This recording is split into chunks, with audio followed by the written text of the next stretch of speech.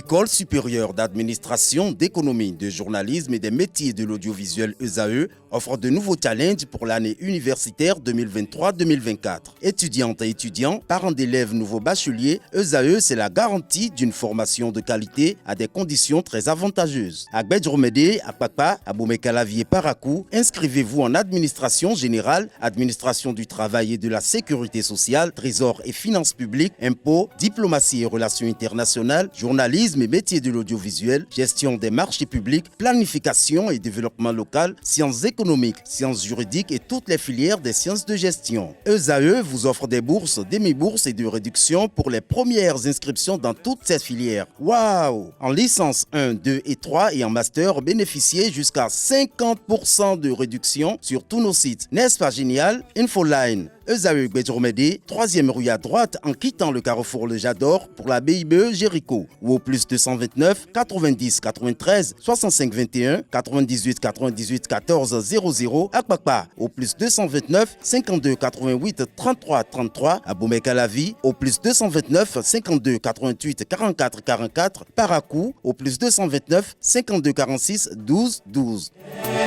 ESAE, l'excellence à un an. Bonjour à toutes et à tous, bon réveil dominical, bienvenue sur l'invité, le dernier numéro d'émission de l'année 2023 pour lequel je reçois pour vous Martin Viutu Assogba. Il est le président fondateur de l'organisation non gouvernementale Alcrer, qui se définit comme association de lutte contre le racisme, l'ethnocentrisme et le régionalisme. Il a pour mission de promouvoir les droits humains et la bonne gouvernance. Notons que Martin Viutu Assogba est l'une des principales figures de la société civile béninoise. Il est également le président de la Fondation MAV, Fondation Martin Assogba Viutu. Bonjour à vous, Martin Assogba. Bonjour, monsieur le journaliste, et bonjour à vos téléspectateurs et internautes. Merci d'avoir accepté l'invitation malgré l'agenda. C'est moi. Et il y a quelque temps, on vous semble très actif, comme par le passé, sur le terrain politique, sur le terrain de la société civile. Qu'est-ce qui vous occupe ces temps-ci? Mais il y a quelque temps, vous ne m'avez plus entendu. J'ai travaillé trop longtemps. Et de temps en temps, il faut baisser la forme. Autrement dit, vous devenez vulgaire. Vous comprenez? Oui. Donc, j'ai assez travaillé dans la promotion et la protection des droits de l'homme. J'ai assez travaillé dans la promotion de la bonne gouvernance à travers la lutte contre la corruption. Et cela m'a valu beaucoup d'inimitiés. Bon, ce n'est pas à cause des inimitiés que vous ne m'entendez plus de temps en temps. Mais n'oubliez pas aussi que par rapport à mes prises de position, il y a 10 ans en arrière, le 9 décembre dernier, 2023, ça faisait 10 ans que l'ancien régime a voulu m'éliminer à cause de mes prises de position. Et ce 9 décembre 2013, on a tiré sur moi, à bout portant, à quelques encablures de mon domicile à Wedo, où il n'y avait pas d'électricité, rien du tout. C'est Dieu qui m'a sauvé la vie et que je suis encore là. Mais j'ai encore les impacts. J'ai encore 2 chevrotines dans le corps. Et ça fait que depuis 10 ans, je ne me permets plus d'aller au volant. Je suis devenu dépendant par rapport à la conduite. Vous voyez? Donc si vous ne m'entendez plus aussi aujourd'hui, c'est parce que le nouveau régime qui est là maintenant ne peut pas tout faire, hein, mais fait l'essentiel. Fait ce qu'il peut, parce que après tout, c'est des hommes qui gèrent la cité. Et quand je compare ce qui se faisait avant ce nouveau régime régime de la rupture, mais je dis c'est le jour et la nuit. Pour moi, c'est le jour et la nuit. Donc vous ne craignez pas, il n'y a pas de crainte, c'est juste que vous approuvez, vous appréciez ce qui est fait. Mais absolument, il vaut mieux encourager ceux-là. Parce que c'est ce pourquoi j'étais tout le temps sur les médias pour faire des dénonciations. Parce que c'était trop flagrant. On ne gère pas les fonds des contribuables comme on le gérait avant. Non. On ne peut pas être bon pour tout le monde. Même bon Dieu n'est pas bon pour tout le monde. La preuve, il y a des gens qui sont riches, il y en a qui sont immensement riches, pendant qu'il y a des gens qui sont un peu aisés, et il y en a qui sont vraiment pauvres. Et on s'en prend au Créateur. Donc, celui qui vient à la tête d'une nation ne peut pas satisfaire tout le monde. Même aux États-Unis, qui est la plus grande puissance en matière de démocratie et de tout, il y a encore des gens qui réchissent là-bas, des gens qui ont des problèmes là-bas. Vous comprenez? Oui. Donc, moi, l'éducation que j'ai reçue me permet de faire le distinguo, de savoir comparer, de réfléchir, d'analyser et de voir est-ce que entre ce qui se passait avant et ce qui se passe aujourd'hui, est-ce qu'il y a une différence? La différence pour vous, elle est nette. Pour moi, il y a une différence. Quand bien même nous avons des choses à reprocher à l'actuel... Lesquelles, très rapidement, de façon sommaire et expéditive? Oui, il y a trop de rigidité. Mais j'ai compris aussi que nous, les Béninois, nous sommes vraiment durs de tête. Et nous sommes des révolutionnaires nés. C'est ça le problème. C'est ça le problème. Et nous aimons trop la facilité. Surtout qu'il y a un régime qui, pendant 10 ans, nous a habitués véritablement à la facilité. Donc, il y en a qui ont pris le pli et qui ne veulent pas s'en démettre. Lorsque vous dites qu'on était habitué à la facilité, vous faites allusion à quoi, par exemple? Mais écoutez, vous ne voyez pas tout ce qui se passait avant? Où on est papa bonheur et on veut distribuer de l'argent à tour de bras à tout le monde. On veut donner de l'argent aux gens. On a même transformé notre maison commune qu'est la présidence en un moment à un siège de campagne où des gens sont allés là-bas chercher de l'argent. Moi, on m'a téléphoné ce jour-là, on m'a dit, mais écoute, mais Alcrève, tu es dans ce pays? Je dis, qu'est-ce qui se passe? On dit, mais va voir.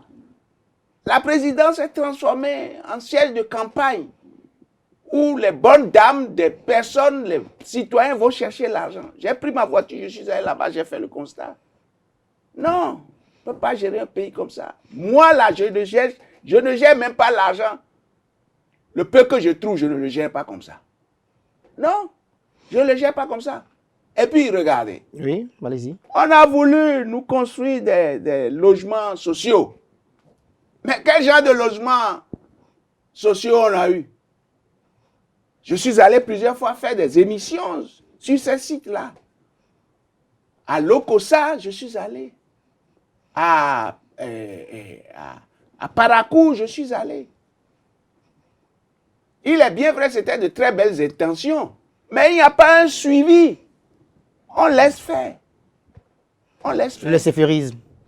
Pardon? Le laisser-fairisme. Oui, mais bon. Voilà. Si c'est un néologisme, je l'utilise avec vous.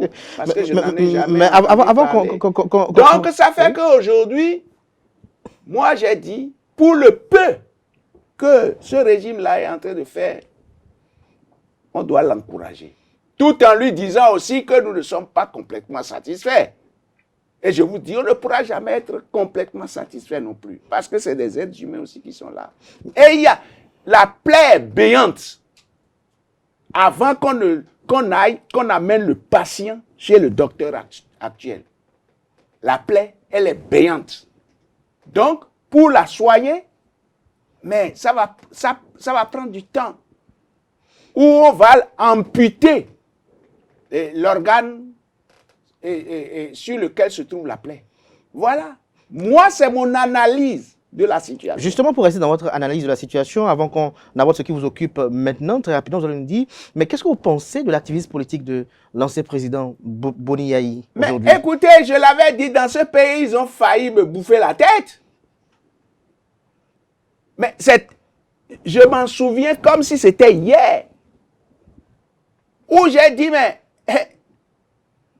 l'homme se croit toujours dans la peau de quelqu'un qui est en activité Et j'ai dit, nous n'avons pas élu un gouvernement bicéphale.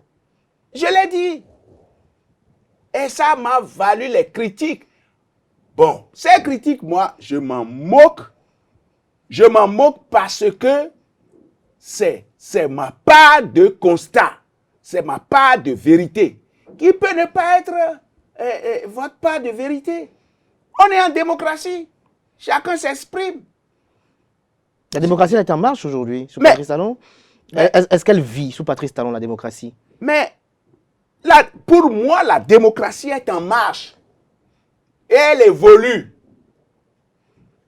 Mais quand des gens viennent me voir pour dire, ah, président, vous savez, on a attrapé tel de vos parents, on a attrapé tel autre de ci, on a attrapé tel autre. Je dis, ah, qu'est-ce qu'il a fait? On dit, non, il n'a rien fait, mais on l'a attrapé. Je dis, mais toi-même qui ne veux pas là, pourquoi toi on ne t'a pas attrapé?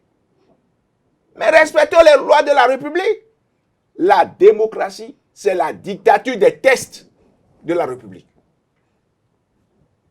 Monsieur le journaliste, Oui. la démocratie, c'est la dictature des tests de la République. Nous devons les respecter. Celui qui enfreint la loi, mais il va subir le sort qu'il faut. Quand on se met à injurier les autorités de la République, injurier, je vous dis. Or, l'injure publique est punie par la loi. Alors, moi, pourquoi je suis libre de mes actions? Parce que je n'injurie personne. Et j'essaie de respecter les lois de la République. C'est de ça qu'il s'agit, mon cher ami. Il faut respecter les lois de la République. C'est comme ça qu'on est vrai citoyen. C'est comme ça qu'on est bon citoyen. Vous êtes de la société civile. Certains de vos compatriotes ne seront pas d'accord avec votre opinion ce matin parce qu'ils diront que la démocratie est en souffrance selon eux parce que ce n'est pas mon problème le système électoral, l'organisation des élections. Monsieur le journaliste, oui? Ce n'est pas mon problème qu'eux ils disent ça. Ils disent ça parce qu'on est en démocratie. Justement, pourquoi ils veulent que moi je dise ce qu'eux ils pensent? Et pourquoi ils veulent que c'est ce qu'eux ils pensent que moi je dois dire avant d'être en adéquation avec eux? Moi, je n'ai pas besoin d'être en adéquation avec eux. J'ai besoin d'être en adéquation avec ma conscience. J'ai besoin, monsieur le journaliste, Oui. d'être en adéquation avec ma conscience. Parce que tout se paye. Si je me mens, la nature est là pour me rendre ses comptes un jour. Mais si je dis la vérité, ma vérité, mais je continue ma marche. Comment vous voulez? Je ne vais pas me comparer aux autres. On est nés ensemble. On a été éduqués ensemble. Du tout pas. Même les jumeaux, même des jumeaux, même dans les cas actuels, il y a des familles qui ne s'entendent pas. Parce que l'un a cette idée, l'autre en a autre. Acceptons la différence et copions sur les autres ce que nous pensons être bien pour nous faire évoluer. On accepte la différence, mais est-ce que vous pensez que c'est l'acceptation de la différence également qui se manifeste du côté de Boni Yayi, de Patrice Talon, en tant qu'acteur de la société civile? Entre le président Patrice Talon et l'ex-président Boni Yayi, c'est entre l'arbre et l'écorce. Vous pensez? Mais bien sûr, il ne faut pas y mettre le doigt. Ils savent, ils se connaissent.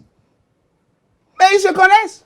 Le président Patrice Talon, la dernière fois, n'a-t-il pas dit au président, à l'ex-président Yayi Boni, mais qu'on se connaît, on a fait la campagne ensemble. Est-ce que moi, je peux aller dire ça au président Yayi Boni? Est-ce que je peux aller dire ça au président Patrice Talon? Eh bien, ils se connaissent. Ils sont des oiseaux du même plumage. Ils se connaissent. Et maintenant, on a transféré leurs problèmes personnels en un problème de l'État. Et on embarque certains. Et on profite on profite de l'analphabétisme de certains pour les embarquer dans un bateau où ils n'ont pas de place, normalement. Moi, je suis respectueux des lois de la République. Je suis un citoyen. Je suis un citoyen.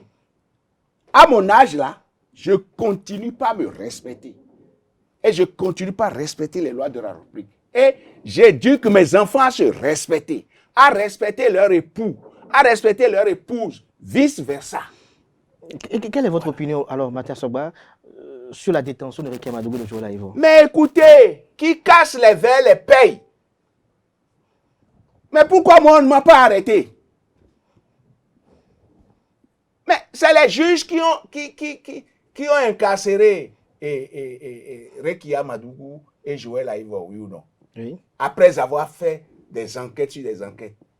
Prions qu'un jour qu'ils sortent de là, c'est tout.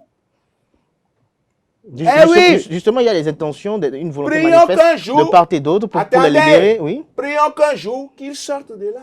Moi, je prie pour eux. Rekia, elle est ma petite sœur. Pour ne pas dire qu'elle est ma fille. J'ai été ami à son feu père, que nous appelions Monsieur le maire. Et elle et moi, on avait travaillé beaucoup ensemble dans la campagne Touche pas à ma constitution, mon cher ami. Joël m'a souvent invité à ses activités. Et j'ai toujours répondu présent. Tu comprends? Oui. Mais si peut-être quelque part, ils n'ont pas enfreint aux lois de la République, ils ne seraient pas là où ils sont. Oui. Écoutez, vous, pourquoi vous n'êtes pas là-bas? Pourquoi vos caméramens ne sont pas là-bas? Pourquoi moi je ne suis pas là-bas? C'est simple parce qu'ils gênent sur le plan politique. Ah, écoutez, ça dépend. Ça dépend. Là, je ne vais pas épiloguer dessus. Parce que moi, je ne suis pas un acteur politique. Mais je suis un politique, mais je ne suis pas acteur politique. Étant de la société civile, oui. Lorsqu'on parle de Ricky Amadougou, on parle de Joël Frédéric Aïvo, il y a quand même des organismes des Nations Unies, de part et d'autre, à travers le pays, à travers le monde, qui ont émis quand même des décisions au fin de libérer Ricky Amadougou, mais le gouvernement ne s'y plie pas. Ça va se résoudre un jour, je pense. Prions pour ça. Je n'ai pas la vraie réponse et je n'ai pas la solution. Vous comprenez? La seule chose que je peux faire, que je fais, c'est de prier pour qu'un jour, oui, qu'il s'en sorte. Alors, voilà. Dernière question sur cette page politique. Et ce n'est pas parce que je suis société civile que je n'ai pas le droit de dire ce que je pense. Tout à fait. Et ce n'est pas parce que je suis société civile que quand un régime fait bien, je ne vais pas opiner dessus. Moi, au moment où l'ex-président Yahya Boni est venu au pouvoir, mais on s'entendait bien, on parlait, on discutait. Mais en toute honnêteté, est-ce que Boni Yahya a été victime lui-même de son propre système ou c'était lui-même qui a gaffé? Si quoi? S'il a été victime de son entourage, pour être plus précis. Mais il y a l'entourage là-dedans. Il y a l'entourage.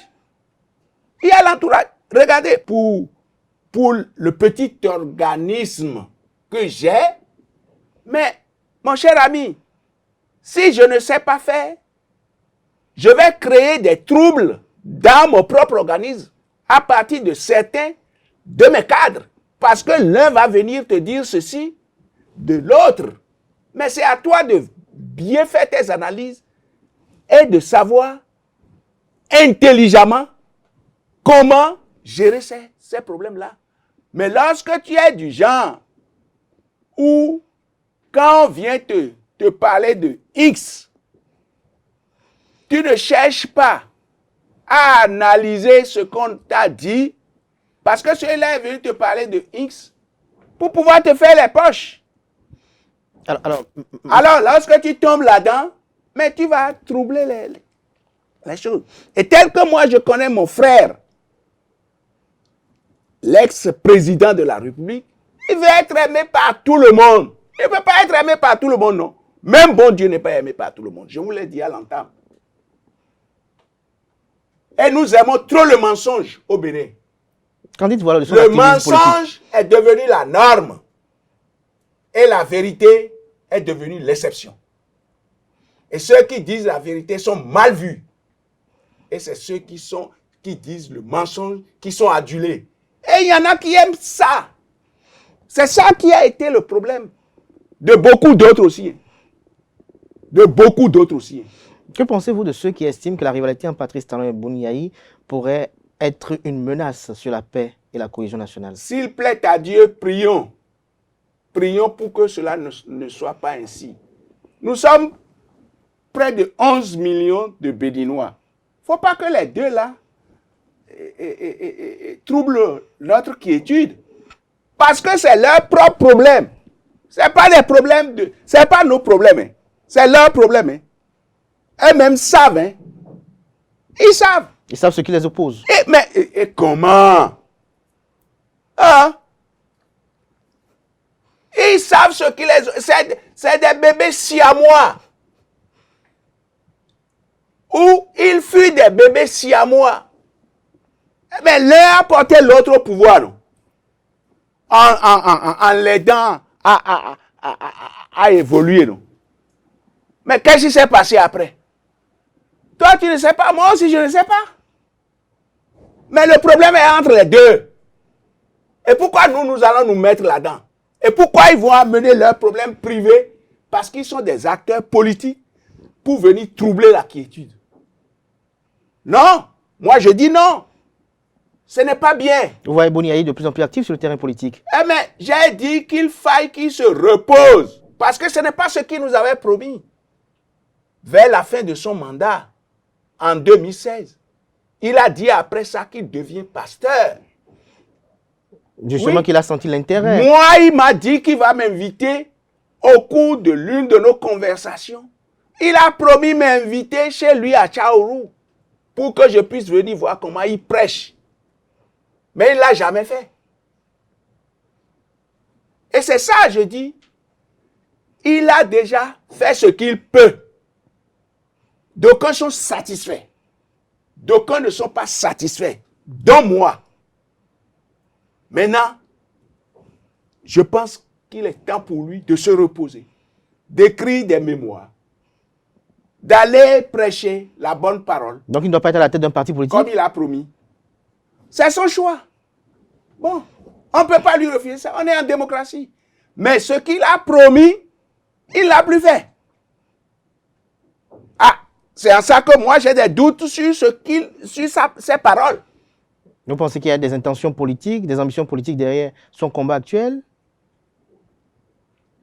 Mais il fait ça pourquoi alors? Donc il y a des ambitions politiques derrière. Vous voulez manger votre piment dans ma bouche. Non, je vous pose des questions, Martin Sogba. Et qu'est-ce que vous-même vous pensez de ça? Non, moi je pose des questions ici. Moi je pense qu'il doit avoir des ambitions politiques derrière. Voilà, il faut le dire. Oh, il faut. Sans quoi, il ne va pas s'échiner autant qu'il le fait.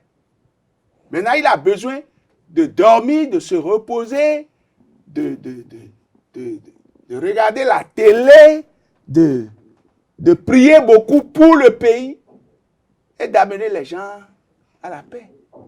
Je l'ai vu à Tukuntuna, je pense, il y a quelques jours. Il a parlé aux populations. Il y avait une marée d'hommes. Marée d'hommes. Alors qu'on n'est pas en campagne. Encore. Les campagnes, c'est encore dans 2 ans. C'est sorti draine du monde, draine de la foule. Bon, c'est bon. C'est bon. C'est sa chance. C'est sa chance. Eh bien, c'est sa chance. Alors, Martin Et Sogba, c'est son choix. très rapidement pour boucler cette manche-là, pour qu'on puisse aborder ce qui vous occupe aujourd'hui beaucoup plus. Qu'est-ce que vous pensez de... Donc, c'est pour cela que je ne fais plus les sorties comme je le faisais avant. Lorsque j'ai des remarques, il y a des gens vers lesquels je vais pour leur dire attention, il y a ci, il y a ça, essayez de faire ci, essayez de faire ça. Mais nous avons un peuple difficile. Nous avons un peuple difficile. Un peuple difficile. Alors, Martin Où aujourd'hui, les parents n'encadrent même plus correctement leurs enfants. Résultat, nous avons une jeunesse à perte de vitesse. Je vous dis, nous avons une jeunesse à perte de vitesse. Moi, ça me fait pitié. Or, que dit notre hymne national? Il dit, nous qui sommes présents aujourd'hui, nous devons bâtir pour la postérité. Mais à l'allure où vont les choses, à l'allure où vont les choses. Vous faites allusion à l'animation des réseaux sociaux? Mais bien sûr, les réseaux sociaux, on a amené. Quelquefois, vous y allez sur TikTok, sur Facebook? Non, moi, j'ai des appareils que je ne sais même pas utiliser. Je vous dis. J'ai des appareils que je ne sais même pas utiliser. Et je suis forcé de les avoir parce que moi, c'est... allô? Appel? Messagerie? C'est maintenant que j'ai commencé par faire le WhatsApp un peu. Parce que mes enfants me disent, mais papa, toi là aussi, quand même, c'est des trucs qui sont venus en ton temps. Il faut que tu essaies de... Tu es trop paresseux. Bon, c'est pour cela que j'ai commencé par m'habituer un peu. Et à chaque fois, j'appelle ma SP. SP, comment je peux faire ça là? SP, comment je peux faire ça? Et j'apprends. Vous avez des jeunes aujourd'hui, ils marchent dans la rue en train de faire TikTok. Jusqu'à, ils peuvent te cogner. Tu as des gens sur moto aujourd'hui. Ils sont sur moto. Et ils font SMS. Oh, c'est interdit par la loi. Voilà. Est-ce que ceux-là sont de vrais citoyens, ça?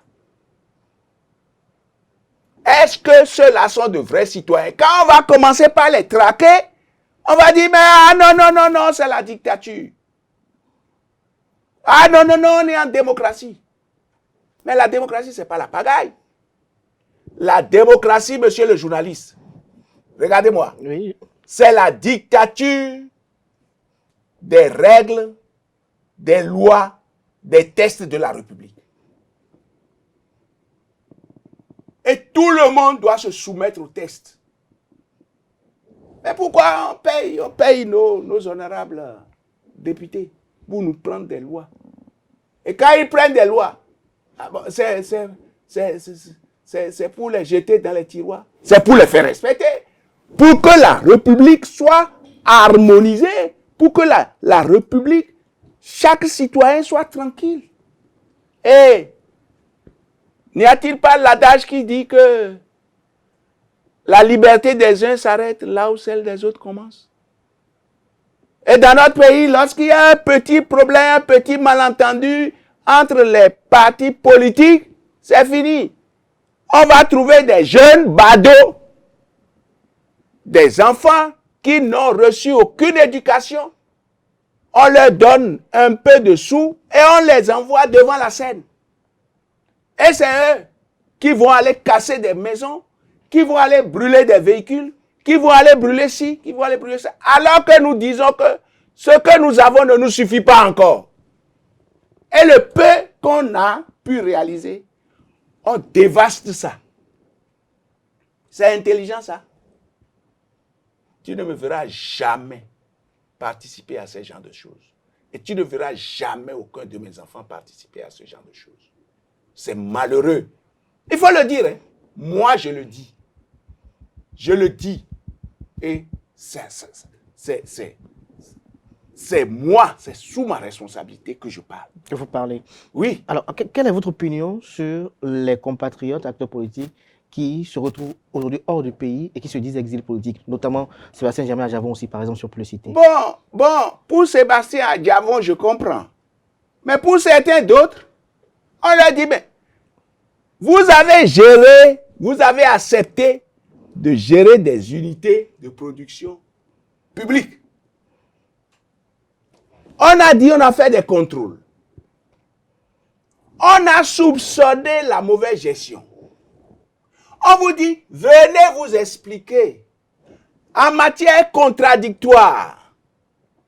Mais vous mettez le bout, vous partez, Et vous dites que vous êtes exilé. Moi, je ne les ai jamais appelés exilés. Ils peuvent dire tout ce qu'ils veulent de moi.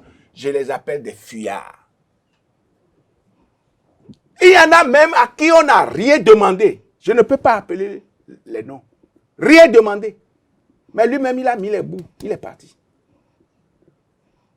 Il y a d'autres à qui on a dit, venez répondre, ils sont partis. Mais il faut avoir le courage, quand vous avez accepté gérer, mais vous devez pouvoir accepter, venir rendre compte. Qu'est-ce qu'on appelle la reddition des comptes? Tout à l'heure, vous avez mis Adjamon Sébastien de côté. Pourquoi? Bon, parce que lui, son cas, c'est autre. Pourquoi? Bon, vous-même, vous avez vu ce qui s'est passé avec Sébastien Adjamon. Et il a préféré s'exiler plutôt que de rester dans le pays. C'est pour cela que lui, au moins, son cas, on sait. Mais il y a beaucoup d'autres, je ne sais pas. Si vous savez expliquer. Donc, il n'y a pas d'exilé politique, il n'y a pas de détenu politique aussi. Moi, je dis, qui casse les verres, les paye. Alors, que pense Martin Si Assogba? quelqu'un a enfreint aux règles de la République, les lois lui seront appliquées. Et après, vous parlez de quoi? Écoutez, ça fait 29 ans que je gère Alcrer. 29 ans. Vous pensez que c'est petit? Oh, moi, je ne suis qu'un simple technicien de froid et d'électricité de formation. Mais j'ai vu qu'il y avait un besoin pour harmoniser notre société, pour éviter les débats ethnocentriques, pour éviter les débats régionalistes. Et c'est dans ça que je me suis mis en créant l'association de lutte contre le racisme, l'ethnocentrisme et le régionalisme. Le 23 décembre 1994, le 23 décembre, aujourd'hui, nous sommes le 27 décembre. Il y a 3 jours en arrière, Alcrer a capitalisé 29 ans d'existence. L'année prochaine, en 2024, Alcrer va capitaliser ses 30 ans d'existence. Et les partenaires qui m'appuient financièrement continuent toujours pas à m'appuyer. Et ils m'envoient régulièrement des auditeurs. Donc le partenaire va envoyer l'auditeur maintenant et moi je vais fuir pour dire que je suis devenu exilé économique. Il y a aussi des exilés économiques. Parfois, oui. Si vous devez trop d'argent à une banque et que vous ne pouvez pas payer, vous pouvez partir du pays. Vous pouvez prendre quelques années sabbatiques ailleurs. Eh oui, moi, je n'ai jamais refusé aux partenaires de m'envoyer les auditeurs. On m'envoie même des grosses boîtes comme Deloitte pour venir auditer à Alcrer. Moi, je n'ai jamais fui mes responsabilités, non. Et ces gens-là ne continuent pas à me financer. Vous savez pourquoi? Parce que je compte uniquement sur ce que j'ai le droit de gagner. Et c'est ça que je gagne. Et c'est sur ça que je me programme. Et c'est pour cela que mes enfants me disent que je suis trop dur. Que je ne sors pas l'argent comme ça. Oui, je leur dis, mes enfants, l'argent n'est pas caillou. Et je dis, mais à quoi il bomi, hein? Nous border sur moi, donc pour cela, l'argent que tu gagnes, tu dois pouvoir t'organiser. Alors, Martin Assogba. Aujourd'hui, Oui. les jeunes veulent dépenser rien, n'importe comment. Mais ça aussi, je suis devenu aussi comme ça, parce qu'entre-temps, j'étais un peu comme ça. Dans ma jeunesse, là, j'étais un peu comme ça. Et la nature m'a appris des leçons que j'ai suivies et qui aujourd'hui m'obligent hein, Oui. à respecter l'argent et à savoir que il faut travailler pour gagner son argent. Vous savez, j'avais 43 ans quand j'ai créé Alcré, quand j'ai mis Alcré sur les fonds baptismaux. Je n'ai pas mis Alcré sur les fonds baptismaux par suivisme. J'ai mis Alcré sur les fonds baptismaux après des constats, après des analyses où j'ai vu qu'on avait besoin d'avoir une organisation qui puisse sensibiliser les populations aux questions de régionalisme, aux questions de l'ethnocentrisme et aux questions de racisme. Il y a En 29 ans, bel et bien des questions. En 29 ans. de façon sommaire et expéditive, qu'est-ce qu'on peut retenir? Mais écoutez, pourquoi vous m'avez encore invité aujourd'hui? C'est parce que vous avez vu que Alcré est dans le pays et que Alcré compte dans le concert des nations. Oui, je ne suis pas tombé des nues comme ça. Et je n'ai pas créé Alcré parce que je fais du suivisme. Non, j'ai créé Alcré parce qu'il y avait un besoin. Il y a une cause. Oui, c'est comme ça, mon cher ami. Durant le parcours, il y a eu des difficultés? Oh, mais les difficultés, il y en a toujours. Et il pourrait continuer par en avoir. Mais on va les surmonter. Mais quelles sont vos plus grandes victoires en 29 ans? Ah, mes plus grandes victoires en 29 ans, c'est qu'aujourd'hui, Alcré est connu sur le plan national, sur le plan régional, sur le plan international. Et Alcré a pris des initiatives au départ qui aujourd'hui sont devenues des initiatives nationales. Quand on parle aujourd'hui de bonne gouvernance, mais ça a été nos premiers concepts. Parce que lorsqu'on parle de l'association de lutte contre le racisme, l'ethnocentrisme et le régionalisme, nos priorités, c'est la promotion, la protection, la défense des droits de l'homme, la promotion de la bonne gouvernance à travers la lutte contre la corruption, la reddition de comptes et la lutte contre l'impunité. Et nous sommes aussi très préoccupés par les questions d'éducation civique et morale. Nous avons, avec le concours de certains hauts cadres que nous avons pris en tant que consultants pour écrire des ouvrages sur l'éducation civique et morale. Nous avons plusieurs opuscules dans ce domaine-là. Je passe dans des écoles moi-même pour aller apprendre l'hymne national aux enfants et leur expliquer les messages que véhicule chaque couplet.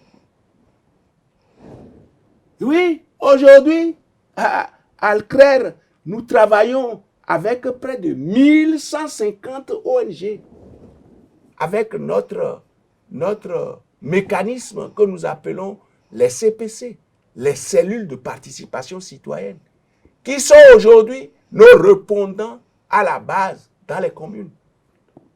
Parce que nous avons participé, monsieur le journaliste, à l'élaboration de tous les tests fondateurs de la décentralisation. Et une part a été faite pour les organisations de la société civile. Et c'est cette part-là que nous avons développée, c'est ça que nous avons occupé. Pour pouvoir apporter nos autres organisations de la société civile à venir travailler ensemble avec nous. Quand nous prenons les financements, mais nous le dispatchons au niveau de vos cellules de participation citoyenne. Nos cellules de participation qui sont aujourd'hui incontournables dans les communes. Allez faire une enquête vous-même. Qui sont aujourd'hui incontournables. Comment? Alors, nous, on a fait ce qu'on a pu. Et on continue, tel qu'on est vivant. Donc nous sommes fiers. Nous sommes fiers, les moyens. Mais c'est les partenaires qui nous donnent les moyens. Non, et les moyens sont utilisés. Les moyens, vous-même, la santé, surtout. Vous en avez besoin. Oui, la santé. Bon, comme je deviens de plus en plus jeune, j'ai des petits bobos, c'est tout. Alors, Alcrel lutte contre la corruption sous Patrice Talon. Oui. Qu'est-ce que vous en pensez? Elle évolue malgré les petits détournements dont on Nous fait part? essayons, mais seulement qu'il y a des crasseux. Il y a ce qu'on appelle dans la société, il y a des kleptomanes. Il y en a qui ont l'ADN du vol. On peut les payer 20 millions par mois. S'ils ne volent pas, ils ne seront pas contents. Il y en a. C'est la société qui est comme ça. Le cas de l'Obsu.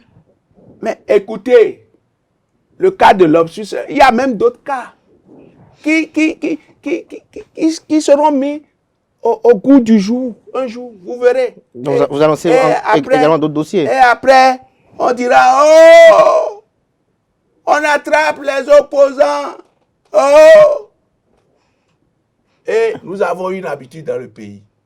Nous ne voulons pas aller prendre les informations correctement avant de commencer par opiner.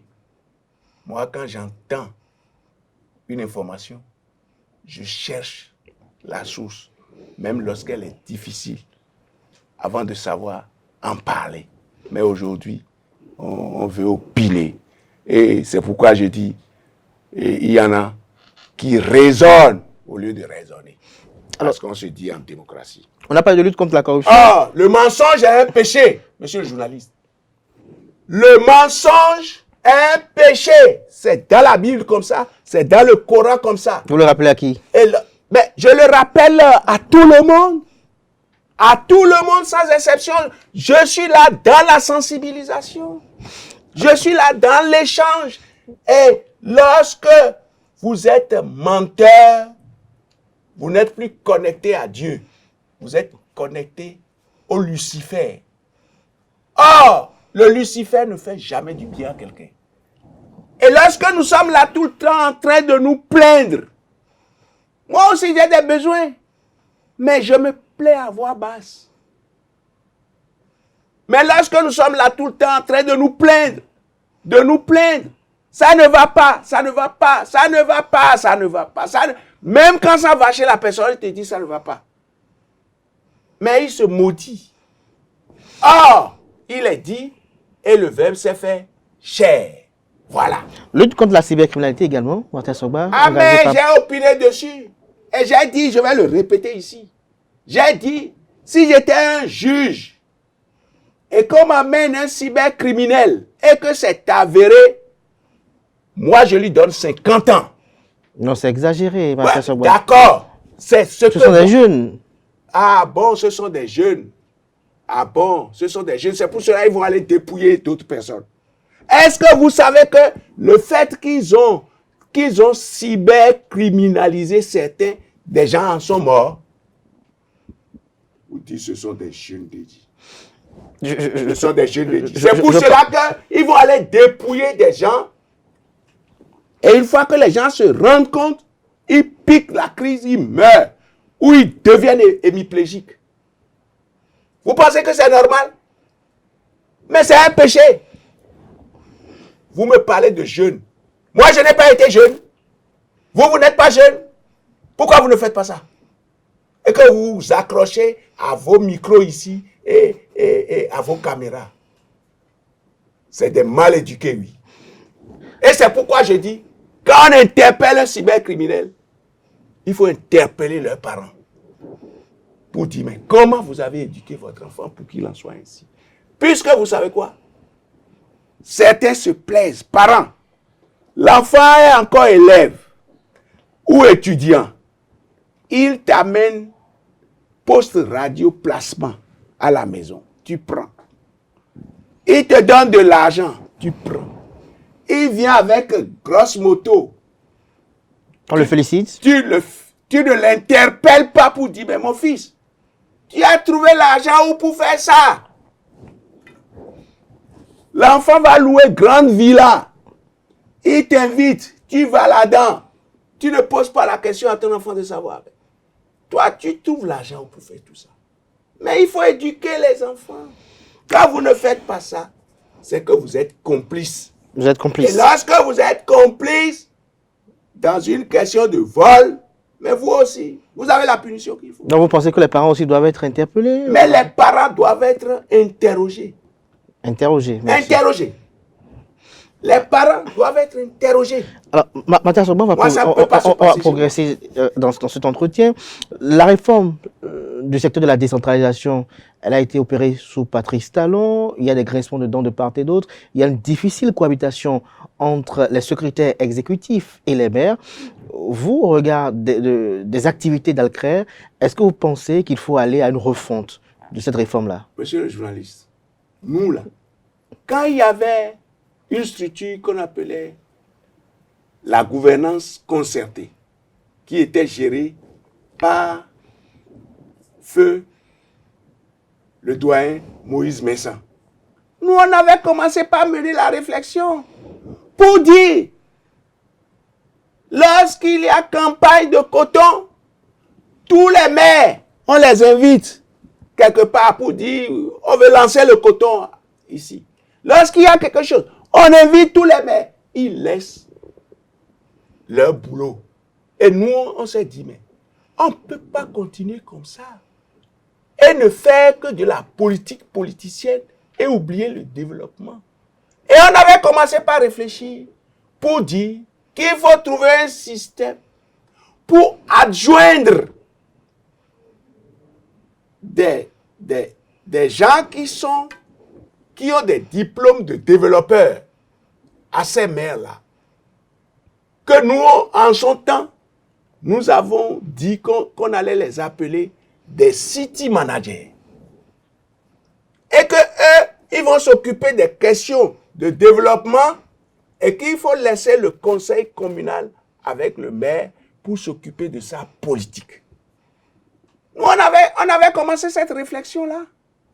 Donc, ce qui a été fait est en phase avec vous. Mais, je vous dis, il y a beaucoup de réflexions que nous avions menées. Il y a beaucoup de choses que nous avions faites qui, aujourd'hui, sont mises en musique. On avait parlé des mais vous avez constaté cette difficile cohabitation de ces city managers et les maires. Oui, parce que quoi? Parce que les maires, pour les secrétaires exécutifs, les SE craignent pour leur vie. Sont allés piétiner les intérêts des maires. Comment? Parlons peu, mais parlons bien. Ce que les maires faisaient quand ils pouvaient se distribuer les marchés entre eux et conseil communal, ce n'est plus possible. C'est ça la difficulté avec les SE. Donc pour vous, on ne doit pas revoir. Si même on revoit, c'est pour renforcer. Mais nous sommes allés à la décentralisation, pourquoi? Ce n'est pas pour faire de la politique seulement. C'est pour faire de la politique de développement. Mes chers amis, on est allé à la décentralisation pour faire de la politique de développement. Et on a dit, quand chaque commune va se développer, la mutualisation du développement des 77 communes donnera le développement du Bénin.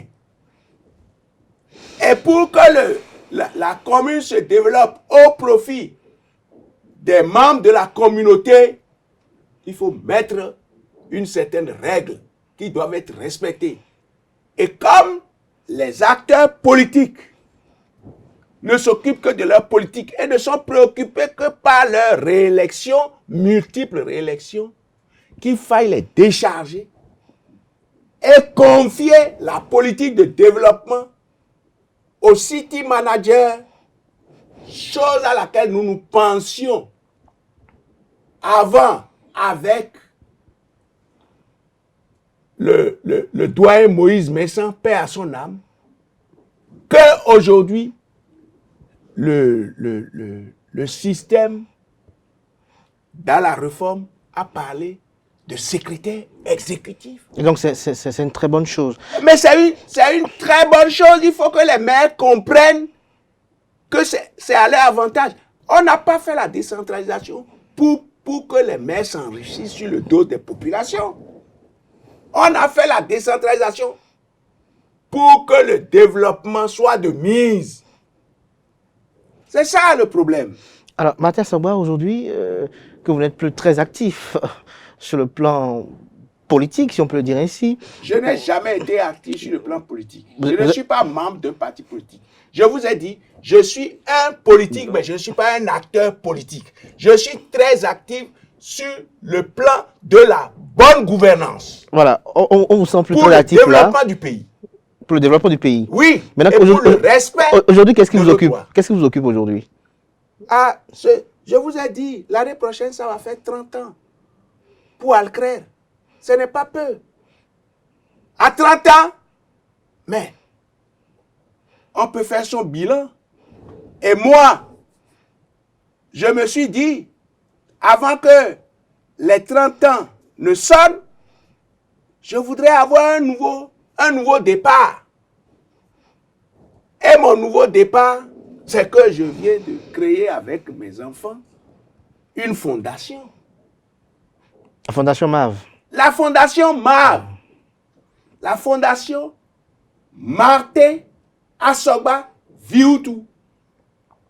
Et je ne m'occupe que des enfants dans les écoles primaires comme secondaires. Les enfants, je vous dis bien les enfants, pas des grandes personnes. Je m'occupe des âmes, des anges. Et mes priorités par rapport à la fondation, nous accompagnons la politique nationale des sous-secteurs des enseignements maternels, primaires, secondaires. Première priorité.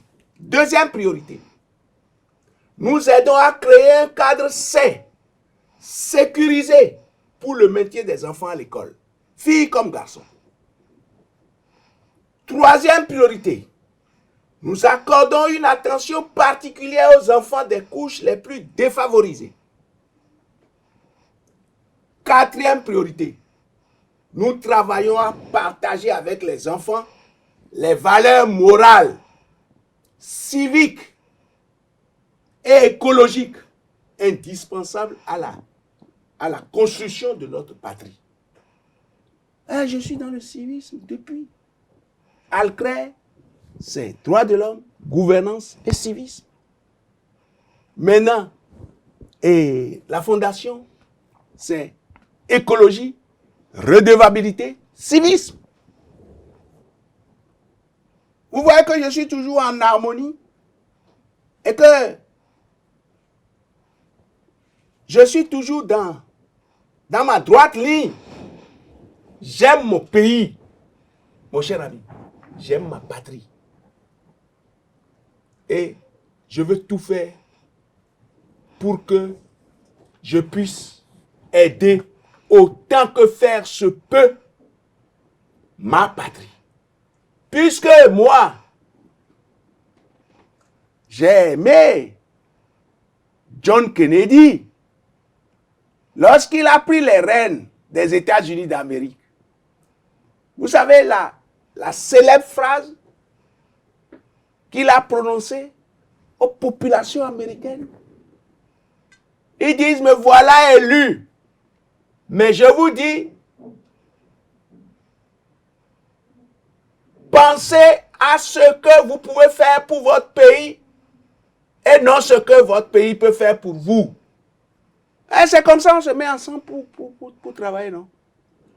Pensez à ce que vous pouvez faire pour le pays. Mais ne pensez pas tout le temps à ce que le pays peut faire pour vous. Dans notre pays aujourd'hui, c'est le pays qui doit tout faire.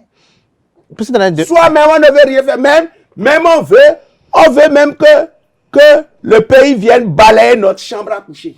Pour cette année scolaire 2023-2024, qu'est-ce qui a été déjà fait par la Fondation MAV?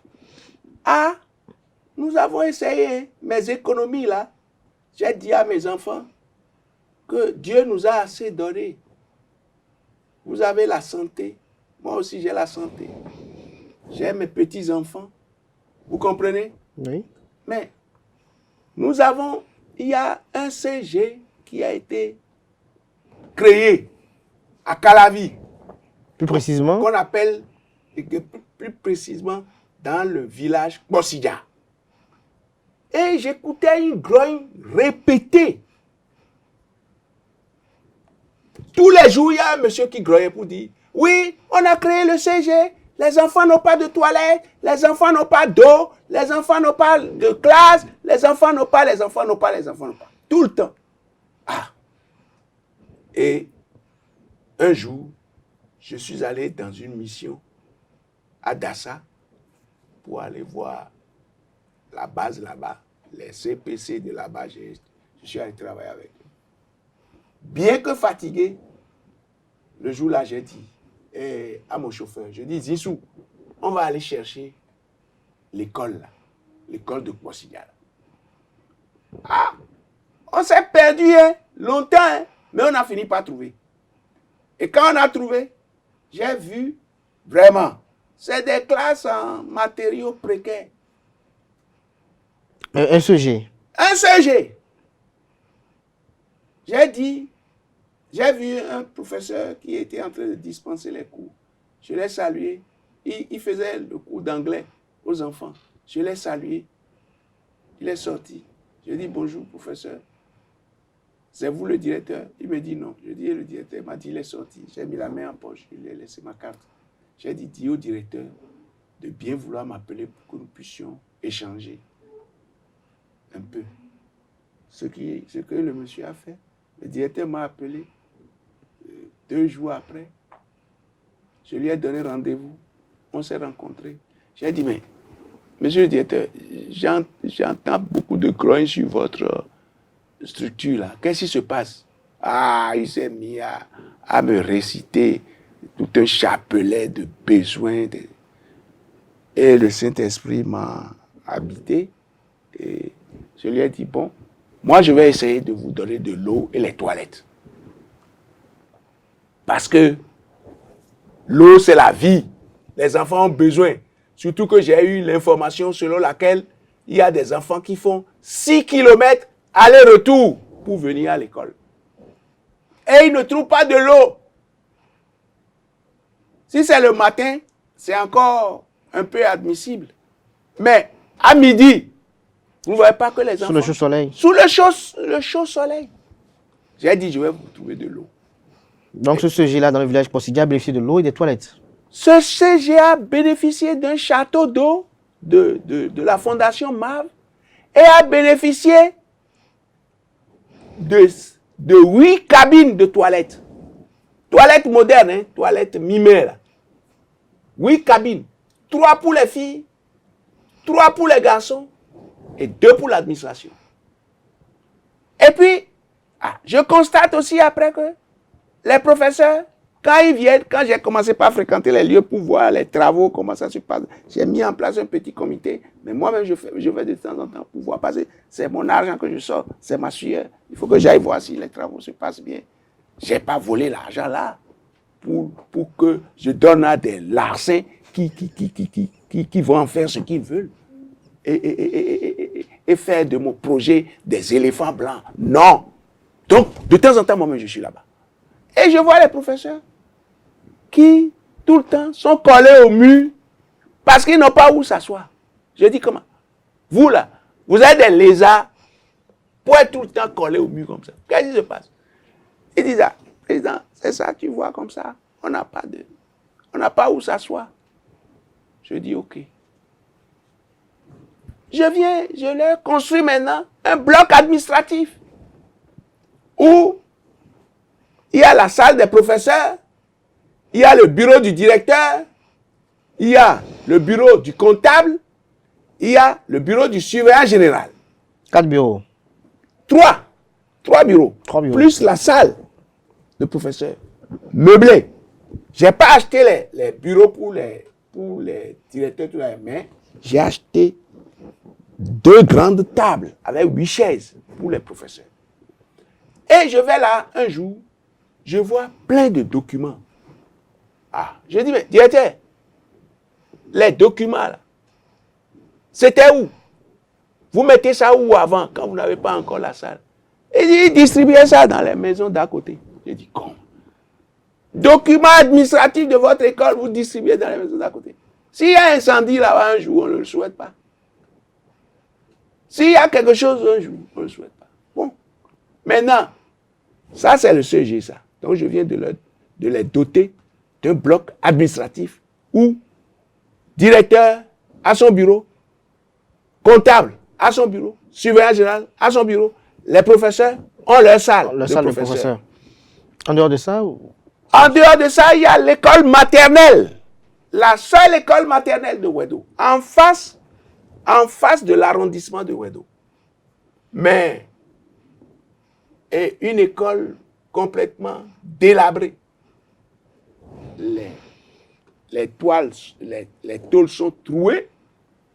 Et on me dit que quand il pleut, on amasse les enfants quelque part. Et sur 120 effectifs,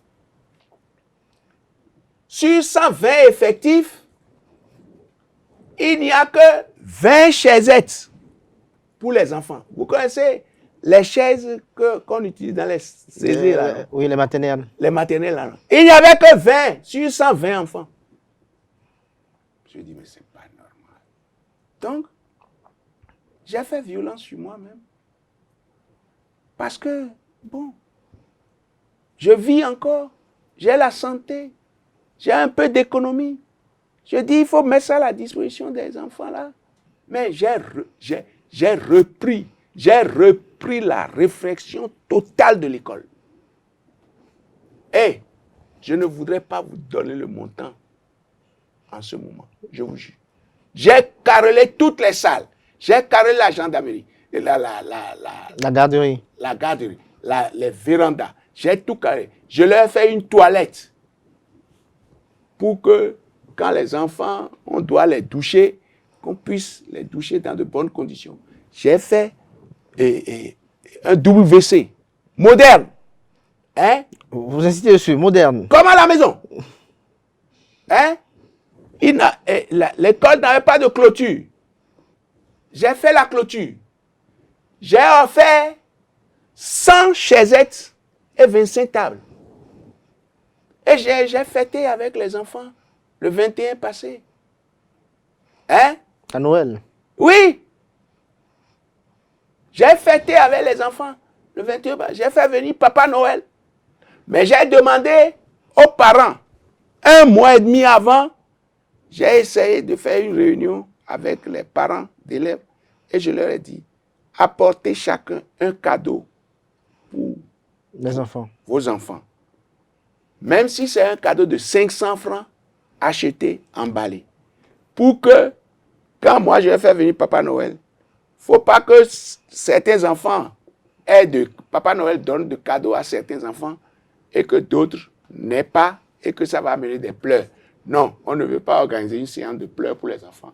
On veut organiser une séance de plaisir, de joie pour les enfants.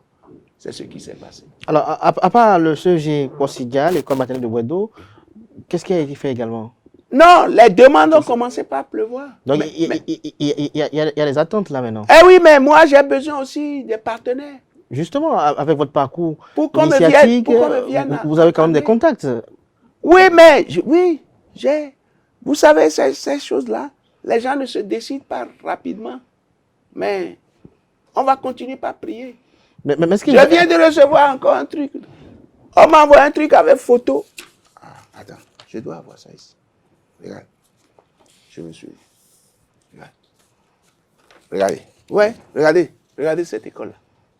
Regardez. On m'a envoyé ça d'Akasato. J'ai fait faire la photocopie. Je ne me souvenais même pas que c'est ici, pendant qu'on parle. Regardez. Regardez. Regardez. Montre la caméra, oui. Vous voyez? Hein? Vous voyez? Regardez. Regardez. Hein? Des salles qui ne sont pas cimentées. Donc les enfants, vous les voyez les pieds tout le temps rouges. Non.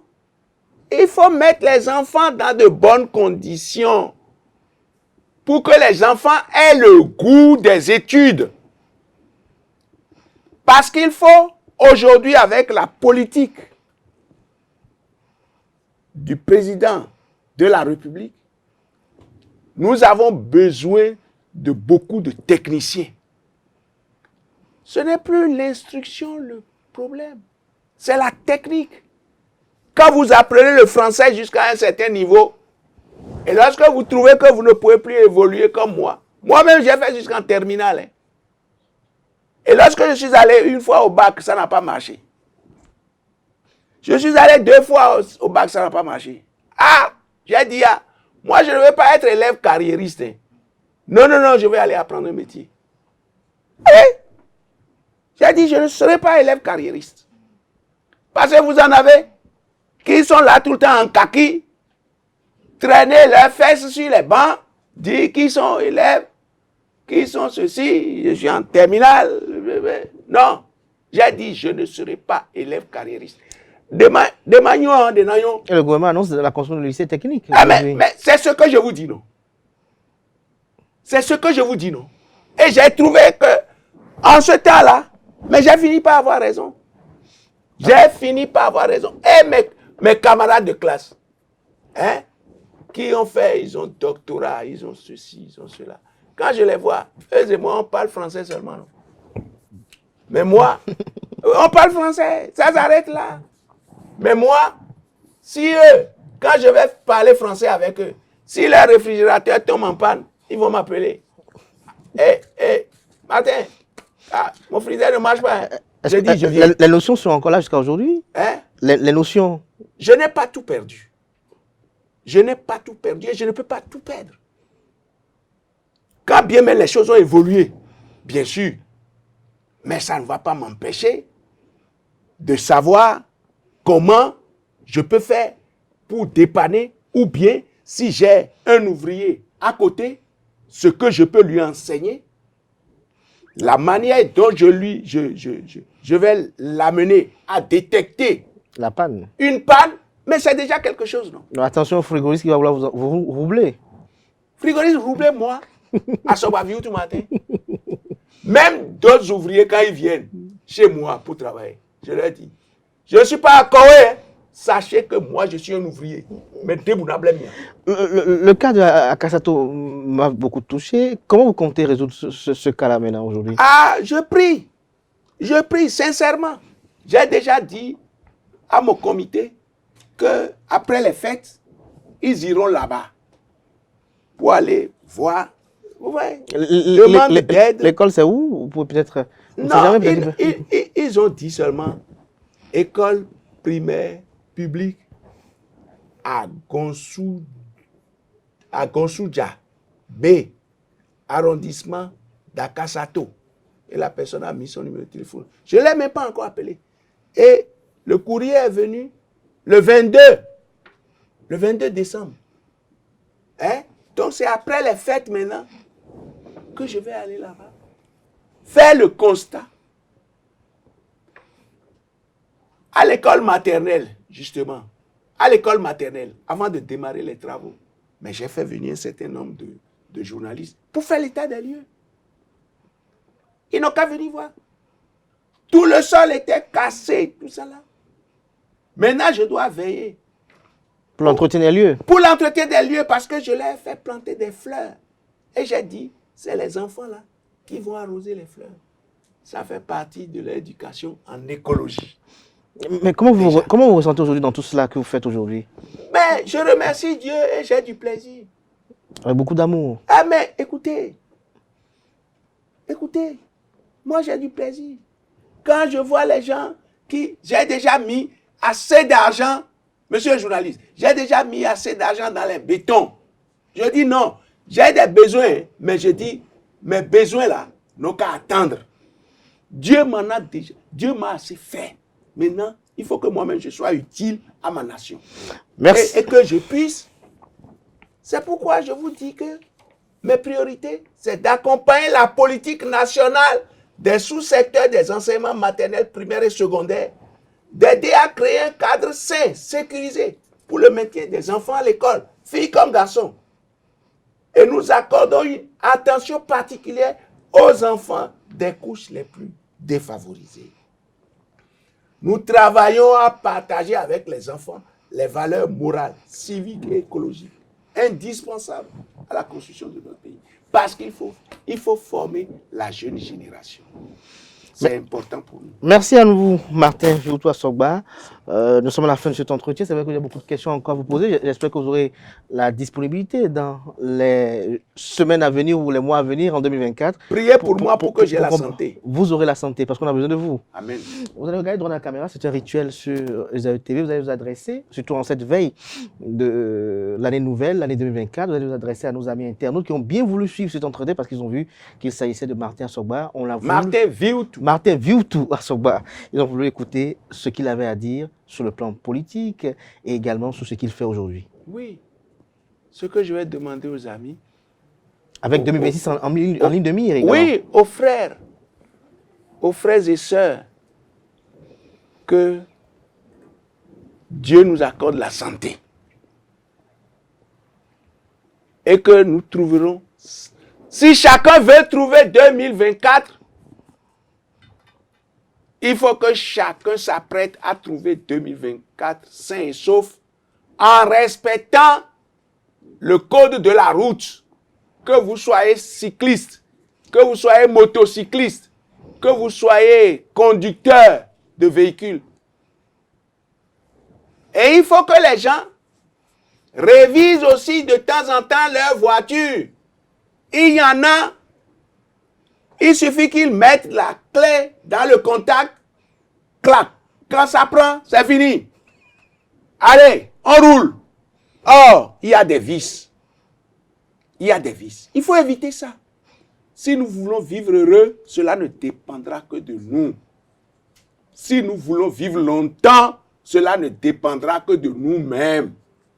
Et je veux que nous reprenons, que des gens reprennent l'éducation de leurs enfants en main. Parce que c'est ça qui va permettre à ces enfants-là d'être eux-mêmes demain. On ne devient pas quelqu'un dans la vie. On ne devient pas quelque chose dans la vie. On devient quelqu'un. Et que les lois de la République sont à respecter. Et que, monsieur le journaliste, Oui. c'est l'homme même qui honore sa position et non la position qui honore l'homme. Je vous souhaite bonne fête. Merci à vous, Martin Viutou Assogba. Chers amis internautes, cette émission a été assez riche. On retiendra de l'entretien que l'invité à l'entame a tenu à rappeler qu'il a travaillé durant longtemps, durant 29 ans. Il a assez travaillé et cela lui a valu beaucoup d'inimitié. Il a fait savoir que le nouveau régime, celui du président Patrice Talon, fait l'essentiel. Pour lui, il faut encourager les dirigeants actuels. Celui qui vient à la tête d'une nation ne peut pas tout satisfaire, ne peut pas satisfaire tout le monde, a-t-il laissé entendre au cours de cet entretien. Il reproche par contre trop de rigidité à l'équipe actuelle, mais il a eu à nuancer sur cette position. Il dénonce, ou il a dénoncé, j'allais dire, les logements sociaux construits sous le régime de l'ancien président Thomas Boniaï. Il en a fait cas au cours de cet entretien. Il rappelle qu'on n'a pas élu un gouvernement bicéphale. Il a fait savoir également que l'entretien, pour lui, la démocratie est en marche et évolue sous Patrice Talon. La démocratie est la dictature des règles, lois et tests de la République. La démocratie vit car il y a de la contradiction au Bénin. C'est pas la pagaille, la démocratie, c'est pas de l'anarchie, a fait savoir Martin Viutou Assogba au cours de cet entretien. Patrice Talon Boniaï, c'est entre l'arbre et l'écorce, faut pas y mettre le doigt, a laissé entendre l'invité de ce dimanche. Pour lui, ils sont des oiseaux du même plumage qui cassent les vers, les payent, parlant ainsi de Ricky Amadougou et Joël Frédéric Aïvo.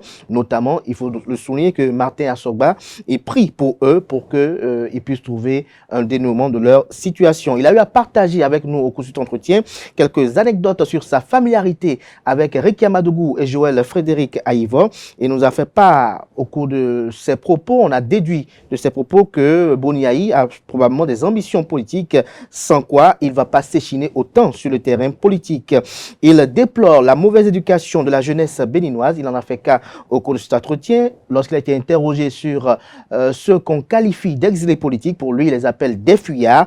Il y en a à qui on n'a rien demandé mais qui ont pris la poudre d'escampette, a-t-il fait souligner. Il a rappelé que le 23 décembre dernier, Alcrer a célébré 29 ans d'existence. Il a fait un bref historique d'Alcrer. Il a rappelé le bien fondé, les fondements, les motivations qui ont amené à créer Alcrer. Alcrer qui se définit comme l'association de lutte contre le racisme, l'ethnocentrisme et le régionalisme.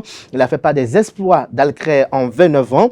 Il a fait savoir qu'il travaille avec 1150 organisations non gouvernementales à travers des cellules de participation citoyenne qui sont aujourd'hui incontournables sur le terrain. Il nous a dit ce qu'il pense, j'allais dire, de la lutte contre la corruption sous Patrice Talon. Il a condamné fermement la cybercriminalité. Il est en phase avec la réforme de la décentralisation opérée par Patrice Talon. Il nous a fait savoir que cela fait partie de leur réflexion il y a très longtemps, car pour eux, cette réforme est bien fondée parce qu'eux, ils avaient pensé, à la place des secrétaires exécutifs, instaurer le poste de city manager. Il a expliqué de long en large, car pour lui, les SE sont allés piétiner les intérêts des maires. Nous sommes allés à la décentralisation pour faire de la politique du développement, mais pas pour que les maires s'enrichissent sur le dos des populations, a laissé entendre Martin Viutu Assogba au cours de cet entretien. Lorsque je l'ai interrogé pour savoir qu'est-ce qu'il fait aujourd'hui qu'il est plus très actif, aujourd'hui il nous a fait savoir qu'il est beaucoup plus occupé par sa fondation MAV, Martin Assogba Viutu. Il a fait savoir que leitmotiv c'est écologie, redevabilité, civisme. Il s'occupe que des enfants dans les écoles maternelles, primaires et secondaires. Il a eu à dévoiler ses priorités au sein, avec cette fondation-là. Il fait savoir qu'il accompagne la politique nationale dans les sous-secteurs maternels, primaires et secondaires. Il a martelé au cours de son tournée plusieurs fois qu'il aime son pays et comme grande réalisation à l'actif de la fondation Martin Assogba Viutu, il y a le collège d'enseignement général dans le village du Posidia de la commune d'Abomey-Calavi qui a bénéficié d'un château d'eau, de 8 cabines de toilettes modernes, il a tenu à préciser cela, et d'un bloc administratif comportant 3 bureaux et une salle de professeurs. Il y a également l'école maternelle de Wedo qui a connu une réflexion totale grâce à la fondation Martin Assogba Viutu avec un bonus de 100 chaises et de 25 tables. Au cours de cet entretien, il nous a fait part d'une autre doléance qui est sur sa table, notamment celle liée à l'école primaire publique à Gonsuja, dans l'arrondissement d'Akasato. Il promet y réfléchir juste après les fêtes de fin d'année.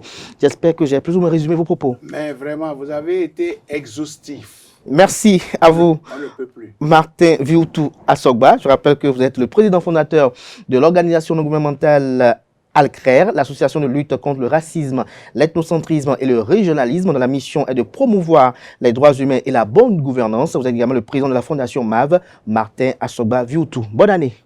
Bonne année à vous aussi et à votre famille. Merci beaucoup. Et à tous ceux qui nous ont écoutés. Merci, chers amis internautes. N'oubliez pas de prendre le rendez-vous du JT à 19h.